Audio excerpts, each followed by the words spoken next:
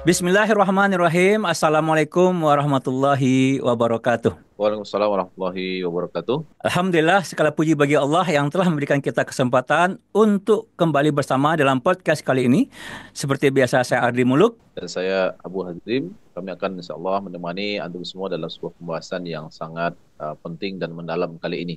Nah, topik kita hari ini adalah Al-Quran sebagai pedoman hidup pribadi, masyarakat, dan negara. Tema yang sangat relevan, khususnya di bulan Ramadan ini. Ya betul Ustaz ya, Abu Sardi, karena seperti yang kita tahu bahwa Ramadan bukan saja tentang puasa dan ibadah-ibadah nafilah lainnya, tapi juga tentang bulan yang diturunkan Al-Quran ya, pada bulan ini.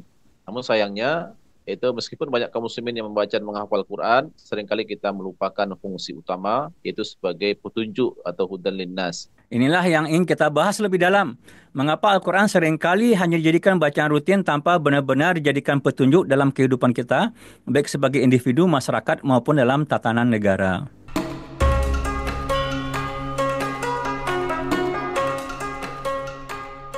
Kita mulai dengan mengingatkan bahwa bulan Ramadan ini istimewa bukan hanya karena puasa, tapi karena pada bulan inilah Al-Quran diturunkan. Allah SWT berfirman, Syahrul Ramadan alladzi unzila fi'il Quran, hudalin nas wa bainati minal huda wal furqan. Ramadan adalah bulan yang di dalamnya diturunkan Al-Quran sebagai petunjuk bagi manusia dan penjelasan-penjelasan mengenai petunjuk itu serta pembeda antara yang hak dan yang batil.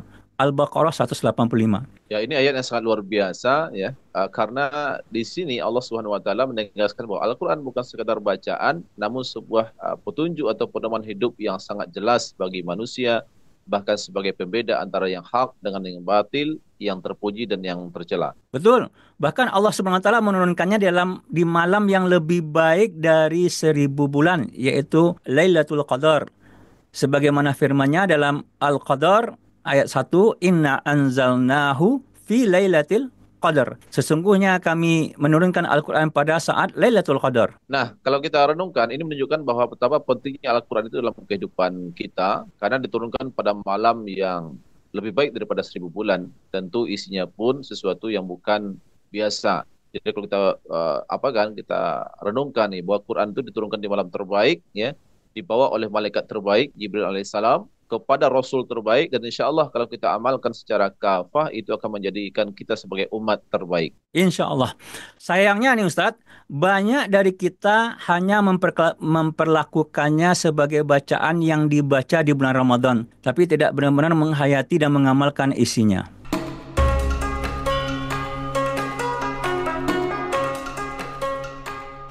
Ustadz Abu Hazim, ada satu ayat yang sangat menegaskan bahwa Al-Quran adalah sumber petunjuk yang tidak ada keraguan di dalamnya. Bunyinya, Dzalikal kitabu la raiba fihi hudal lil muttaqin.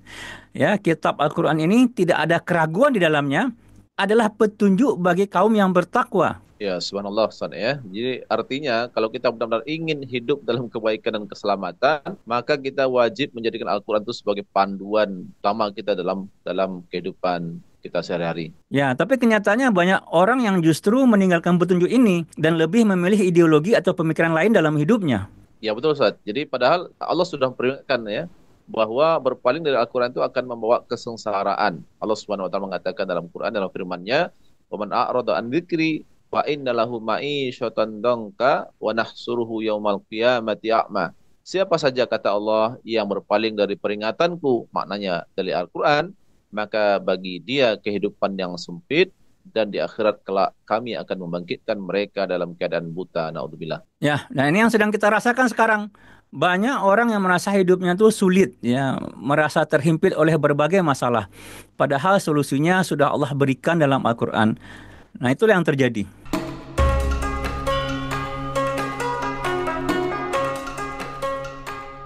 Sekarang kita bandingkan dengan realita yang kita hadapi hari ini, Ustadz. Kalau kita lihat kondisi umat Islam di banyak negara, terutama negeri kita, banyak banget masalah sosial yang terjadi. Mulai dari kemiskinan, kesenjangan ekonomi, korupsi, sampai ketidakadilan hukum. Ya, padahal negeri kita ini negeri yang kaya raya, ya. Tapi kenapa rakyatnya masih banyak yang hidup susah? Ini pertanyaan besar kita nih, Ustaz. Ya, karena pengelolaannya itu Ustaz, nggak sesuai dengan petunjuk Al-Quran. Dalam Islam, sumber daya alam itu milik umum, bukan untuk dikuasai oleh segelintir orang. Tapi yang terjadi sekarang bagaimana? Sumber daya alam seperti minyak, tambang, dan hutan itu malah dikuasai oleh oligarki dan asing. Ya, ini persis seperti yang dilarang dalam surah Al-Hasyr ayat 7 mengatakan bahwa kalau kekayaan itu tidak boleh ya cuma berputar di kalangan orang-orang kaya saja. Allah mengatakan dalam Quran, "Kaila yakuna dulatan bainal aghniya'i minkum." Agar harta itu tidak hanya sekedar beredar atau menumpuk pada segelintir orang-orang kaya saja di antara kalian. Ini kata Allah Subhanahu wa taala. Nah, ini realitas yang menyedihkan nih Ustadz. Sebagian besar kekayaan negeri ini justru hanya dikuasai oleh segelintir orang. Dan ini menciptakan ketimpangan ekonomi dan sosial. Ketimpangan ekonomi dan ketidakadilan sosial ini yang kita saksikan saat ini sangat memprihatinkan sekali. Banyak negara yang tidak menerapkan syariat Islam menghadapi berbagai masalah serius. Ya, betul sekali Ustaz. Sebagai contoh, Indonesia mengalami peningkatan kasus bunuh diri yang signifikan dalam beberapa tahun terakhir. Data dari Pusat Informasi Kriminal Nasional atau Pusiknas, Baris Krim Polri menunjukkan peningkatan jumlah kasus bunuh diri dari 640 kasus pada tahun 2020 menjadi 1.288 kasus pada tahun 2023.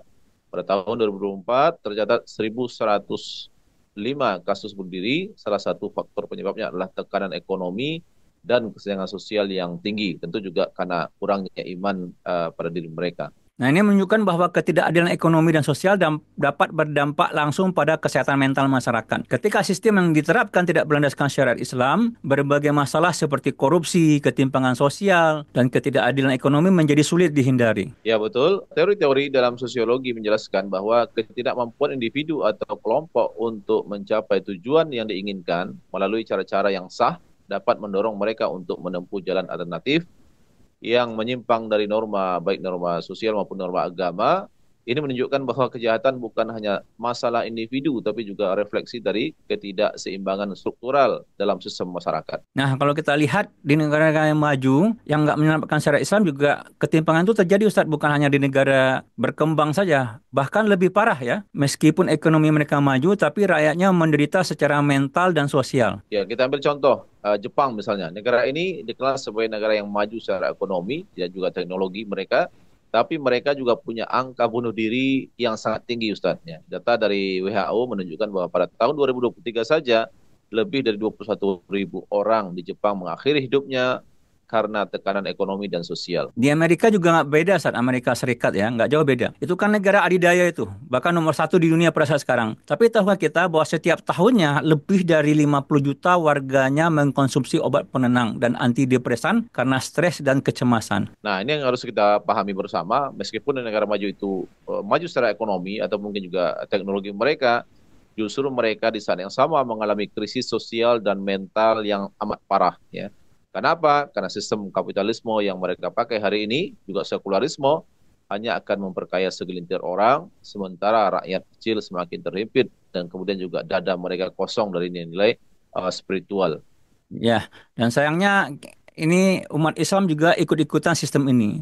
Akibatnya, ya, ketimpangan ekonomi semakin parah, yang kaya makin kaya, yang miskin makin miskin, ya. Maka penting bagi kita untuk merenungkan kembali sistem yang kita terapkan dalam kehidupan bermasyarakat dan bernegara. Apakah sudah sesuai dengan tuntutan Al-Quran dan syariat Islam? Ya, jadi inilah saatnya kita untuk kembali kepada syariat Islam ya, dengan kepada Al-Quran, ya, hukum-hukum Allah yang sudah Allah turunkan kepada kita sebagai solusi atas berbagai persoalan-persoalan yang ada hari ini ya, baik pribadi, keluarga maupun bangsa, bahkan dunia hari ini membutuhkan solusi dari syariat Allah Subhanahu wa taala. Jadi kalau kita mengikuti aturan Al-Quran, seharusnya pengelolaan sumber daya alam ini dilakukan dengan adil dan dinikmati oleh seluruh rakyat. Bukan hanya dikuasai oleh segelintir orang yang itu memperkaya diri mereka sendiri dan kelompoknya. Ya, jadi ketimpangan ekonomi ini bukan karena sumber daya alam kita yang kurang, ya, artinya bukan Allah yang sedikit memberikan rezekinya atau nikmatnya, tetapi karena sistem yang dipakai itu adalah kapitalisme, sehingga ketimpangan itu ada. Harta itu sangat banyak, tetapi hanya menumpuk pada sebagian orang. Ini yang akibat parah daripada kapitalisme yang diterapkan hari ini, yang jauh dari petunjuk Islam.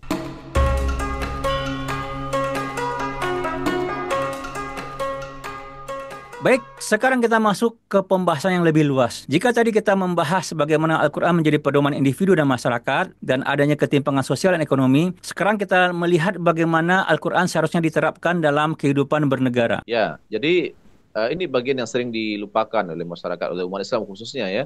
Banyak yang berpikir bahwa agama itu cukup diterapkan secara pribadi saja, ya, sholat, puasa, zakat, haji. Ya. Tetapi dalam aspek kehidupan sosial, bernegara, berpolitik, ekonomi, agama seringkali disingkirkan atau dikesampingkan, Ustaz. Padahal Allah SWT telah memberikan peringatan yang sangat jelas ya dalam surat Al-Hasyr ayat 59. Allah SWT berfirman, A'udzubillahi minasyaitonirrajim, "Lau anzalna hadzal Qur'ana 'ala jabal." Andai Al-Qur'an ini kami turunkan di atas gunung, kata Allah, la ra'aitahu khashi'an mutasaddian min khasyatillah. Kamu pasti akan menyaksikan gunung itu tunduk dan terbelah karena takut kepada Allah. Ya, subhanallah, Ustaz ya. Jadi kalau gunung saja yang begitu keras, kokoh dan perkasa bisa tunduk kepada Al-Quran yang dibacakan, diturunkan kepadanya. Nah, bagaimana mungkin kita sebagai manusia yang lemah ini justru malah mengabaikan petunjuk dari Al-Quran. Tentu hati kita, hati manusia-manusia yang keras ini, itu lebih keras pula daripada batu-batu yang ada di gunung. Na'udzubillah, Ustaz. Betul, dan kita lihat bagaimana Rasulullah SAW dan para khalifah setelahnya, ketika mereka menjadikan Al-Quran sebagai pedoman utama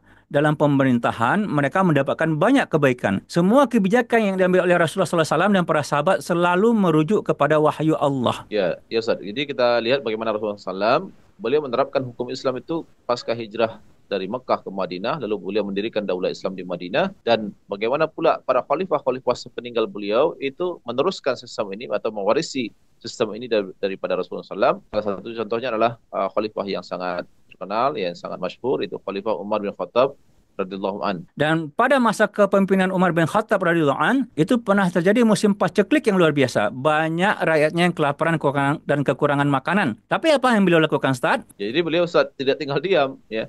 Umar Khattab itu segera membuka Baitul Mal untuk membantu rakyatnya. Tidak ada penimbunan harta, tidak ada korupsi, tidak ada kecurangan dalam takaran dan timbangan. Bahkan beliau sendiri ya seringkali turun tangan ke lapangan mengawasi distribusi makanan dan memastikan rakyatnya tidak ada satupun yang tidur dalam keadaan kelaparan. Ya, ini ada satu kisah yang sangat menginspirasi nih Ustaz Abu Azim ya. Suatu malam ya Khalifah Umar bin Khattab sedang berjalan mengelilingi kota dan mendapati seorang ibu yang sedang merebus batu. Beliau bertanya, "Apa yang kau masak?" Sang ibu menjawab, "Aku hanya merebus batu agar anak-anakku yang kelaparan berpikir bahwa aku sedang memasak makanan." Ya, jadi beliau tuh langsung pergi ke Baitul Mal malam itu. Ya, beliau sendiri yang memikul gandum, memanggulnya sendiri ya ke rumah ibu tersebut.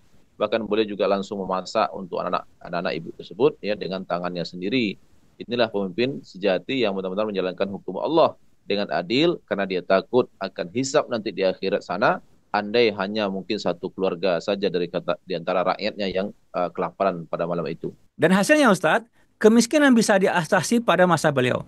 Bahkan pada masa Khalifah Umar bin Abdul Aziz, rakyat begitu sejahteranya hingga nggak ada satupun yang mau menerima zakat karena semua sudah berkecukupan. Ya, Masya Allah.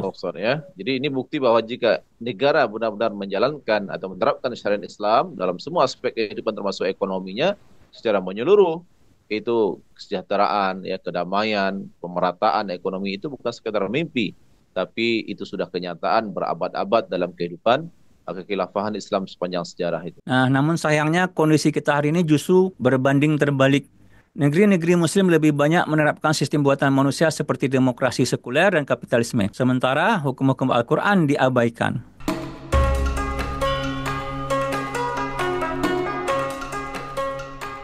Tapi nih Ustaz Abu Hazim, saya ada pertanyaan nih. Ada sebagian orang yang mengatakan bahwa Al-Quran hanya relevan untuk urusan ibadah saja. Sedangkan urusan negara harus mengikuti sistem modern. Bagaimana kita menjawab hal ini? Jadi ini justru kesalahpahaman besar, Ustaz, ya. Kesalahpahaman yang sangat besar. Allah Subhanahu wa taala sudah menegaskan dalam Al-Quran bahwa Islam itu adalah agama yang sempurna, yang kafah, yang mengatur semua aspek kehidupan termasuk politik, ekonomi, budaya, ya, bahkan militer, jihad fisabilillah pun diatur dalam Islam. Kalau kita hanya mengambil Islam dalam ibadah saja tapi meninggalkan sistemnya yang paripurna tadi dalam kehidupan bernegara, berarti kita belum masuk ke dalam Islam yang secara kafah yang diinginkan oleh Allah Subhanahu wa taala tadi. Nah, ini sesuai dengan firman Allah, Ustaz. Ya, dalam surah Al-Baqarah 208, "Ya ayyuhallazina amanu udkhulu fis silmi kafah." Wahai orang-orang yang beriman, masuklah ke dalam Islam secara keseluruhan. Ya, jadi ayat ini menegaskan bahwa Islam itu harus diterapkan secara menyeluruh atau kafah, bukan setengah-setengah. Jadi kalau ada orang mengatakan bahwa Islam itu hanya untuk ibadah saja dan tidak mengatur negara, itu jelas-jelas bertentangan dengan ayat yang Ustaz bacakan tadi. Ya, Ya, dan ironisnya meskipun Islam adalah sistem yang sempurna, justru banyak umat Islam yang merasa ragu dengan syariatnya sendiri. Mereka lebih percaya kepada sistem buatan manusia. Padahal kita bisa melihat sendiri bagaimana sistem kapitalisme dan demokrasi sekuler yang sedang diadopsi oleh banyak negara muslim telah menciptakan ketimpangan ekonomi, korupsi yang merajalela, dan kebijakan yang lebih berpihak kepada oligarki daripada rakyat. ya, nah ini yang justru jadi masalah besarnya Ustaz. Ya. Islam itu yang sudah sempurna, tapi kita malah mengikuti sistem lain yang jelas-jelas terbukti penuh dengan kelemahan dan ketidakadilan dan sudah nyata hari ini kita rasakan. Maka tidak heran jika kita melihat berbagai krisis yang menimpa negeri kaum muslimin hari ini itu diakibatkan karena mereka umat Islam itu meninggalkan sebagian besar daripada sistem atau syariat yang telah Allah turunkan ini, dan di sana sama mereka justru rela untuk mengambil sistem aturan hukum ya ideologi yang ada yang berasal dari luar Islam. Sudahlah itu bertentangan dengan Islam, itu juga terbukti nyata merusak ya kehidupan mereka.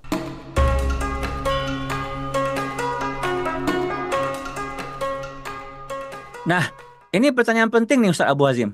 Bagaimana caranya kita bisa kembali kepada Al-Quran secara kafah atau menyeluruh? Ya, di sini ada dua hal penting yang perlu kita wujudkan, kita perjuangkan Ustadz. Yang pertama adalah kita harus membangun kesadaran individu dan masyarakat untuk menjadikan Al-Quran ini sebagai pedoman hidup. Ini bisa dilakukan dengan cara, ya kita harus membaca Al-Quran, menghafalnya, mempelajarinya.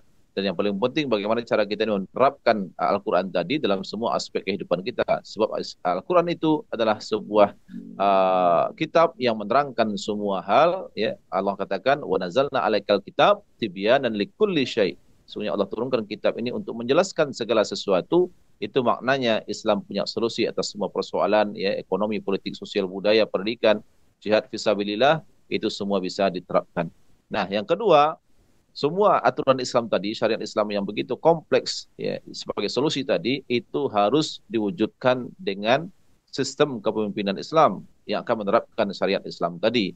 Ya, jadi kita butuh pemimpin dan sistem yang akan menjadikan Al-Quran tadi itu untuk bisa diterapkan dalam kehidupan berbangsa bernegara. Hari ini Ustaz, kita masih meyakini kitab Quran ini lengkap, solusi, tetapi kan tidak ada sistem untuk kemudian menerapkannya. Nah, itulah yang kita harus perjuangkan dan kita wujudkan, yaitu tegaknya kembali kekhilafan Islam dan dipimpin oleh seorang pemimpin yang amanah yang disebut dengan khalifah. Sahih Ustaz, ya. Kalau dua hal ini terwujud, insya Allah umat Islam akan kembali bangkit dan hidup dalam keberkahan.